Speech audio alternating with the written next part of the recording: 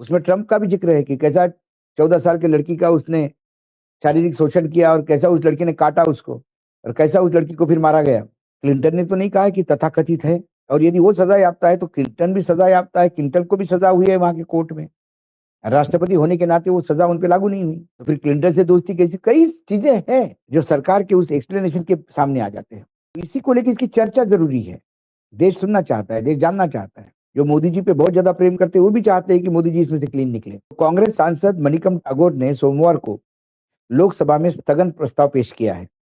उन्होंने अमेरिका में जारी हुई इप्स्टीन फाइल में प्रधानमंत्री नरेंद्र मोदी के नाम का जिक्र होने को लेकर चर्चा की मांग की है। स्थगन प्रस्ताव में मणिकम ठाकुर ने कहा कि इस तरीके के दावे भारत के अंतर्राष्ट्रीय छवि, नैतिक प्रतिष्ठा और संवैधानिक विश्वसनीयता पर असर डालते हैं।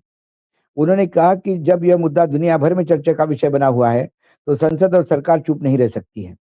क्या सरकार ने इस ईमेल की सच्चाई की जांच की है? क्या जेफरी एप्स्टीन का कभी सीधे या परोक्ष रूप से प्रधानमंत्री मोदी या भारत सरकार से कोई संपर्क रहा है? क्या अमेरिका के राष्ट्रपति 2017 में हुई मुलाकात या इजराइल यात्रा से पहले एप्स्टीन से जुड़ी किसी व्यक्ति से कोई सलाह या मदद मांगी गई थी? एप्स्टीन ने ईमेल में इस्तेमाल किया गया वाक्य इट वर्कड किस संदर्भ में लिखा गया था?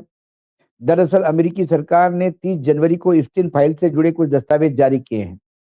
इनमें शामिल कई ईमेल में पीएम मोदी 2017 की इजराइल यात्रा का उल्लेख किया गया है। ईमेल में यौन अपराध के दोषी ठहराए चुके जेफरी एप्स्टीन से जुड़ा बताया जा रहा है।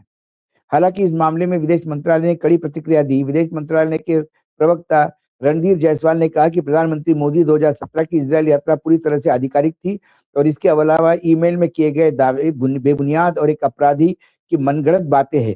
उन्होंने कहा ऐसे दावे पूरी तरह से नकारे जाने चाहिए।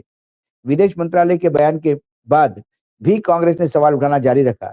राज्यसभा सांसद जयराम रमेश ने कहा कि एप्स्टीन फाइल्स में प्रधानमंत्री का नाम कई बार आया है, सिर्फ एक बयान के सारे सवाल खत्म नहीं होते। अमेरिका के न्याय विभाग ने हाल ही में जेफरी एप्स्टीन से जुड़े 30 लाख पन्ने, जैसे कि मैंने कहा कि दस्तावेज और 2000 से ज्यादा की वीडियो और करीब करीब 1,80,000 तस्वीरें सार्वजनिक की है। जेफरी एप्स्टीन की मौत अगस्त 2019 में न्यूयॉर्क के जेल में हुई थी। उस पर यौन तस्करी के गंभीर आरोप थे।